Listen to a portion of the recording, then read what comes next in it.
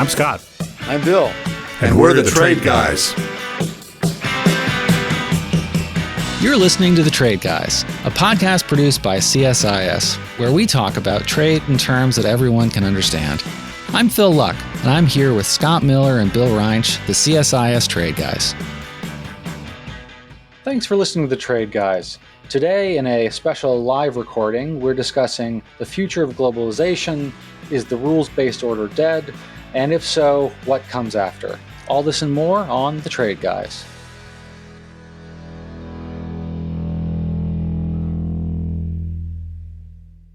Hello, everyone, and welcome back to The Trade Guys. I'm Philip Lux, Scholl Chair in International Business and Economics Program Director here at CSIS. I'm here with Bill and Scott for a live recording of The Trade Guys. And today, we thought we'd zoom out a bit and ask some of the big questions. Is globalization dead? Is the rules-based system over? And if so, what's replacing it? And will tariffs last longer than the Trump administration? And if so, how will that reshape the American economy? And if it does reshape the American economy, will the American people connect the dots? We'll unpack all this, the politics, the data, and the big picture. So, Bill, I want to start with you with the first question, obviously an easy one over the middle of the plate. Is globalization dead? What does that mean? We say that a lot. And what does that mean about where we go from here? Well, first I need to point out to our listeners that this is live, so we're lined up actually in person. This is probably the first time Scott has been to my left throughout all of the podcasts. I'm delighted to be in the center. And I apologize for my voice and my cold. I've had it for a long time. It's going away with great reluctance, but it is going away. We've talked about globalization in the past. My view has always been, I think, sunnier than some other people's. I don't think it's dead. I'm not even sure it's on life support. It's clearly, I think, going on anyway. And the reason it's going on is because the tools that enabled it haven't gone away. And those tools are enormous reductions in the cost of transportation, think containerization, enormous reductions in the cost of communications, think cellular communication, and basically the digitization of the economy. All of those things transcend boundaries. They're all global. They're not going to be uninvented. The world is going to continue to take advantage of them. Economic linkages are going to continue. What we've seen is it's not so much that trade is declining, although you can argue that growth is slowing, but it's not declining, but it is rearranging. And it does appear that countries are trading more with like-minded parties. It's odd that ideology would actually come into this sort of thing, but democracies are trading more with democracies, and authoritarian states are trading more with authoritarian states. I think the other reason it's rearranging is that, the message that the Trump administration has sent really in the trade field is the United States is no longer a reliable trading partner. And other countries are doing the obvious thing in that situation. They're finding other partners. And that's what we're seeing going on right now. We've got, the EU making deals with Mercosur, Mexico, Indonesia, negotiating with India, Australia, and the UAE, and Malaysia, the Philippines, and Thailand. India has a deal with EFTA, the non-EU members, countries in Europe. It's negotiating with New Zealand, China, Chile, and Russia. There are BRICS negotiations there. The UAE is negotiating with 6 or 7 different countries. Mercosur is reaching out as well. It's got a deal with EFTA. It's negotiating with other countries. So this is all going on around us. And the interesting thing about these negotiations, they're not all going to get to the finish line. I mean, negotiations don't always succeed, but most of them are surprisingly conventional.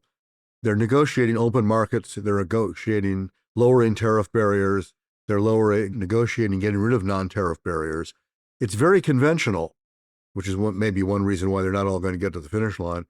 But the noteworthy thing for the United States is that it's happening without us. We're on the sidelines. And so globalization might be dead for the United States temporarily. I don't think it's dead for the world. And I'll stop there.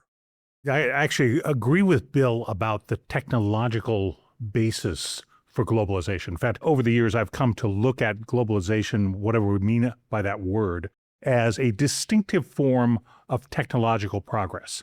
It's the kind of technological progress that reduces the barriers of the movement of goods, people, ideas, and culture. And that comes in a variety of ways. It comes in seen and unseen ways. It comes with the movement of people, easier movement of people. And so I do agree with Bill One thing about technology is once an invention is demonstrated as beneficial, you never forget it. I grew up in northeastern Ohio, which is the current happy hunting grounds of my religious kook ancestors, the Amish, which is a true story for me. I'm a Swiss Anabaptist by roots. But there's a hardware store in that part of the country called Lehman Hardware. And they specialize in tools and equipment and implements for non-mechanized application.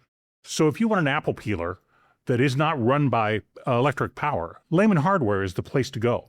And I learned from the people at Lehman Hardware that once you have a useful invention, it never goes out of production. You can access tools that were patented in the 18th and 19th century that are still made today because they're useful tools. So human beings, don't forget, we're tool makers because of the amount of energy we devote to our cerebral cortex. But once we figure out how to use a tool, we don't forget it. So Malcolm McLean, he put a trailer of one of his trucking fleets on board at the deck of a ship in 1956. That was the beginning of container shipments. Could have been invented at any time. But the world moved to container shipments thanks to Malcolm McLean doing it the first time. But we're never going to forget how to use the technology that's embedded in container shipping. So that's the first principle. Second is that there are natural limits, and we found the natural limit to information and communication globalization in about 2007. So if you look at the broadest possible measure, which is the share of GDP that is traded of total global output, however you want to measure that. Before the Industrial Revolution, it was about 5%, and 5% back into time.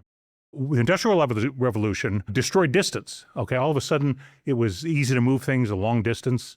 The cost of transportation dropped dramatically, and the cost of scale production dropped dramatically because of steam power.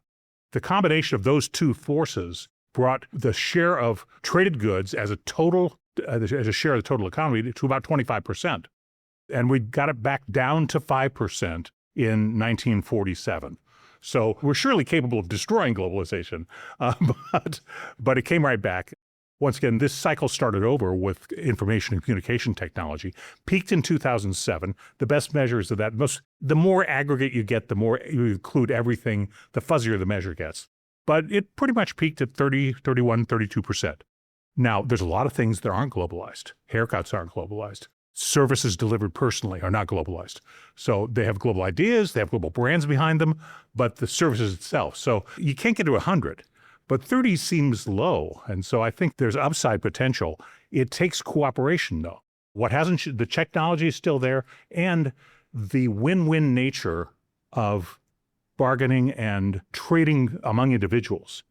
Still, deals don't happen unless they're mutually beneficial. And that mutual benefit in exchange of both goods and ideas is still an underlying driving force. We can certainly get in the way, which we've done recently, and we'll probably do again. So, I agree with your optimism, I think, but I want to push back slightly. So, I mean, to your point, Scott, like we've definitely gotten in the way in the past. I mean, the 1940s, for instance. And Bill, to your point, I mean, it's reorganizing, but I think we do need a sort of system of rules that sort of support this free engagement. So we'll certainly sort of see that probably deepening, hopefully, with sort of like-minded countries, as you said. But as we see trade getting more and more weaponized, to me, it's not that surprising that we're seeing trade move more with ideology, because to the extent to which you're worried about those who don't share your ideology weaponizing trade against you, sort of reducing your vulnerability seems like a good or a rational thing to do. And one thing I want to say, Scott, you're exactly right on merchandise trade. It sort of peaked following the Great Recession. Services trade continues to grow quite robustly. It's about 60% of all growth in trade, even though it's a much smaller base. So there we see things. But of course, that's an area where, at least for now, we have far fewer barriers to trade. So, at least for today. So, I mean, if we see continuing devolution of relations between ourselves and more autocratic regimes, what do we think this, okay, if globalization is not going away, what is it going to look like? Well, a couple of thoughts. One is, it's been obvious to me over the past 8 years, now to almost 10 years, that once a barrier is applied, it's very difficult to remove. Okay, so President Trump's first administration, 1.0, had the Section 301 dispute with China, which had a lot of tariffs put in place. Don't want to sound like Ben Stein in Ferris Bueller's Day Off, but does anybody remember how many of those tariffs were reduced in the Biden administration? Anyone? 0. Okay, all right. And some of that is the nature of bargaining when it comes to trade. Negotiators are well trained not to give away something for nothing. And so in the absence of some bargaining mechanism or an incentive, once a tariff's applied, it stays in place. It's the history really of since the great financial crisis in 2008 is that the number of additional trade restrictions has increased every single year. There's a terrific group, Global Trade Alert, based in Geneva, that publishes a lot of statistics on global trade. They're very reliable as these groups go. And it's clear that pre-Donald Trump, this was not the Garden of Eden of free trade, nor was it on the planet, okay? There were lots of trade barriers. Once applied, they tend not to be retracted, and the accumulated burden has only grown. And that's without the sequel of Donald Trump. Totally agree with that. I was in the Biden administration when we were doing the review of those tariffs. Now, those of you who will remember, during the campaign, those tariffs were talked about as being entirely unstrategic and a bad policy and raising costs for consumers. Then the Biden administration got into place.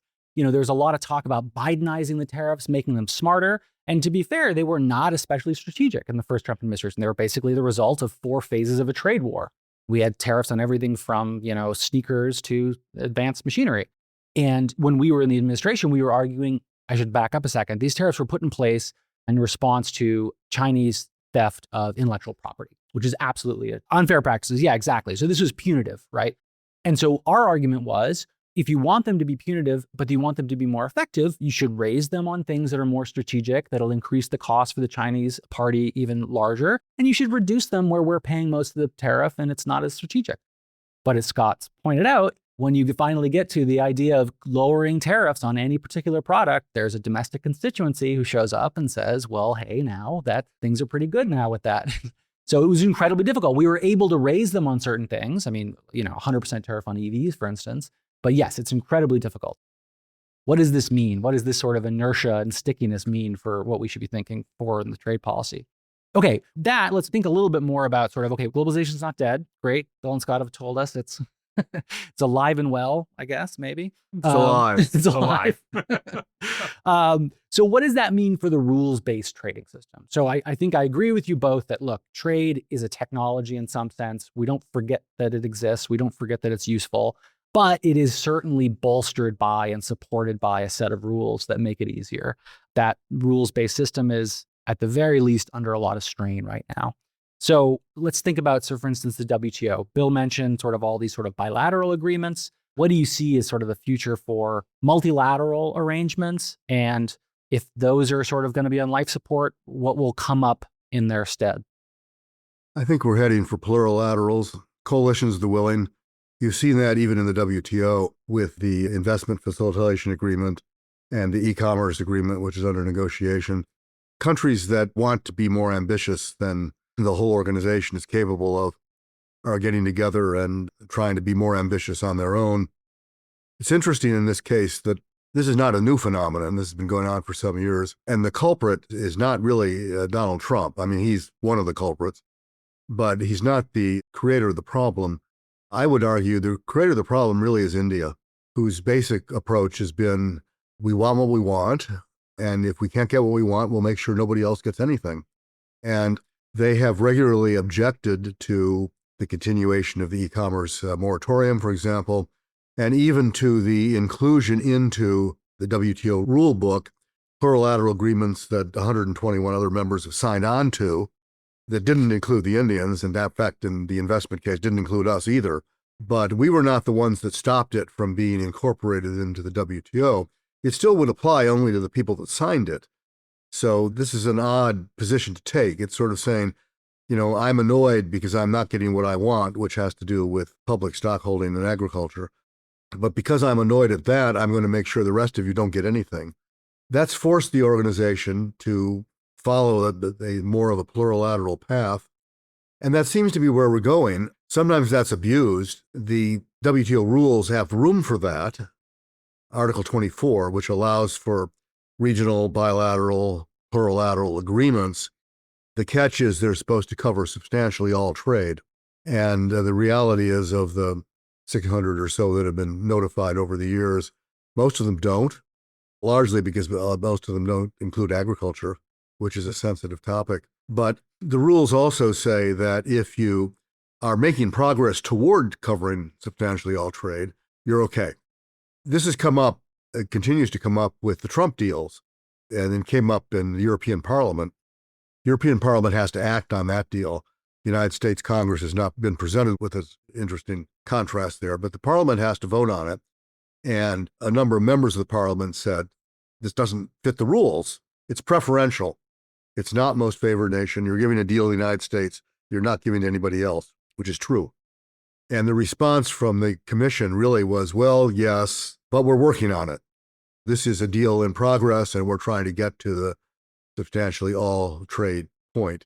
You can believe that or not, but I think the rule is being stretched here. It's not that elastic. We'll see what the Parliament does with it. What's happening is some degree of, I hate to use the word fragmentation, although I think in the digital economy, you're going to see more of that as different countries pursue different rules on privacy and data localization and free flow of data. But in general, I think we're going to be stuck for the time being with plurilaterals. And I think the task of people that want to build them is to make them as inclusive as possible, as big as possible. And the theory of them is, we're going to do this thing on e-commerce or whatever it is, and we're going to grow faster than new people that didn't sign up for it. And over time, that's going to show up, and that's going to inspire the rest of you to join up because you're going to want to grow as well. That was the idea behind the Information Technology Agreement, for example. So we'll see what happens. It's a little bit early to draw that conclusion, but that's the idea. I agree with Bill that the system isn't working, but I want to start from a different point, which is it's nobody's fault. Oh, yes, it is. And here's don't why. Don't let the Indians off the hook. We'll keep Bill's caucus intact. But here's, I think, the best way to understand what's going on with a lot of the institutions that we rely on in the post-war era is, first, I think the notion of rules-based open trading system was a great contribution to peace and prosperity. I think it was a miraculous idea that had broad public support and worked extraordinarily well to benefit many, many people around the world. So I have only the highest regard for the rules-based system as expressed in the GATT and the WTO. But I'm with George Friedman here. George Friedman wrote what I thought was a prescient book about a decade ago called The Storm Before the Calm. And there was a book about institutional cycles of the American government. And he noted that we have some institutions, many of them created in the post-war era, which are no longer solving the problems they once solved. They're out of steam. They're unable to resolve it just because the underlying, the world itself and the government itself has changed so much since then. And so my reaction is that's probably what's happening. And you can tell the lethargy that has crept into the trading system when you think about the last time a multilateral, relatively comprehensive trade round was launched was 2001. It was the beginning of this century. When's the last time anybody here has heard about the Doha Development Agenda? That's like a Wikipedia question these days. It turns out that what was supposed to be a 3-year round of market access and resolving some ongoing concerns by developing countries lumbered on into sort of zombie status until 2015 or 2016, where it was quietly put out of its misery. And the members of the WTO decided to stop talking about it because it was upsetting things at the Pro du Lac. Lunch wasn't nearly as convivial when we talked about the DDA, so we're not going to talk about it anymore. I mean, that's what happened to multilateral trade in a nutshell. Nobody wanted to make it work. And so I think what's happening here is that's a reflection of the fact that the institution, whatever it might have been, is no longer well positioned to solve problems. Bill may have the solution, or he certainly has a partial solution. And I think that's the storm we're in right now, is figuring out what are the other possible solutions that can get us somewhere positive by acknowledging that the old system is incapable of doing what we once expected it to do. I want to follow up on that really quick. So I'm curious if you guys think it's incapable of what it used to be able to do, or if we've sort of set out objectives that are simply not fit for the time, right? So for the Doha round, I would say that basically great objective in 2002 or so when it started. By 2009, when the Obama administration came in, the Doha round was largely around development and sort of basically relaxing rules for developing countries that they didn't have to meet certain standards, at certain levels. This would include China. By 2009, we were in a fundamentally different world with a China that had completely developed. The idea of sort of putting them on a sort of an easier track or not making them sort of come to the same standards as other countries was simply untenable. So I think that, to me, is a point where, again, for the time it was perfect, but we simply didn't update the objectives to the world we were in. It was a balanced agreement when it was concluded in 2001. Right, And but had they- 2001, 2009 were very different worlds. Total world changed, right, exactly. And it stayed a balanced agreement for maybe about 3 years, but not 9. You're right. Right, exactly. So Nobody had the interest in moving it to that point. Right. I can tell you a story about that. I had a long conversation with Shu Schwab about this, who was U.S. Trade Representative in 2008 when it initially sort of went down the drain. And I asked her what happened, and she said, this wasn't a commentary on everybody, but she said her problem as the USTR at the time was that she couldn't find anybody in the business community, meaning you guys around the table, that would be willing to go into Congress and say, this is really important and we have to have this. And her conclusion was that the way the U.S. system works, trade agreements don't pass themselves. There has to be some people out there in the private sector saying, we want this, we need this for our own production, for our own profitability, and are willing to go to their members of Congress and say, you need to vote for this because it's important. And she said she couldn't find anybody that wanted to stand up and do that. There wasn't enough in the agreement to make it attractive to American companies. Nobody was against it. I mean, everybody thought this is a good idea. We're pro-trade, let's do this. But that wasn't the point. The point was not just to be for it and put out a press release. The point was whether CEOs would go themselves to the Congress and whether they would mobilize their workers to say, you need to support this. You need to tell your congressman or senator to support this because your job is going to benefit from it. And she couldn't find enough people to do that. So she was one of the people that pulled the plug. I mean, other countries had different reasons, but in our system, I mean, she had a point. I was a lobbyist at the time, and we were out there, the National Foreign Trade Council was out there, we need to finish this. This is great. It's really important. I went to a couple of ministerials and discovered mostly that I sat around the lobby talking to the same people that I talked to here, waiting for someone to emerge from behind closed doors and give us a bit of gossip. But I didn't detect enthusiasm. I didn't have my members banging on the door saying, we really need this. We have to have this. They would say, well, it's a good thing. We're for it. And what we discovered in the U.S. process is that's not enough. The next problem became, and Scott alluded to this, is we then entered an era where China began to loom much larger as a force in the multilateral system, but also as a disruptive force economically. And we are now contending with two elements of that. One is overcapacity. The Chinese refer to this as involution, which is a wonderful word that I don't know what it means. It appears to be a nice term for we're making too much stuff and we don't know what to do with it. So we'll sell it to you. So we'll sell it to all of you, yes.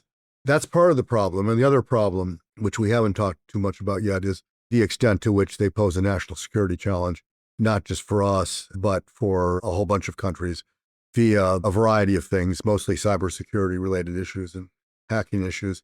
And you see this, we've seen basically the disappearance of trust. A lot of trust is disappearing between our political parties, between branches of government, actually with the judicial system, and certainly with China. We don't trust them anymore. And that's complicated the trade perspective because it's very easy to find. Look at Trump. He's finding national security threats everywhere. Kitchen cabinets, bathroom vanities are threats to our security. Trucks are threats to our security. The statute opens the door to that. And to be in the beginning, it kind of made sense. Semiconductors, right? Pharmaceuticals, steel, could debate that one. But we're getting farther and farther away from the concept, but it's all based on this fundamental idea that we don't trust the Chinese to do anything, really. Importantly, though, all of those measures are not country specific, right? This is an issue that even lumber and furniture, it's Vietnam and Canada also included in those actions. Well, he starts to grant exemptions then, and even Brazil got an iron ore exemption. All right. Well, I think this is a great place to end because I agree with both of you. All right. So that's it for this session. Thank you so much. I'll hand it back over to you.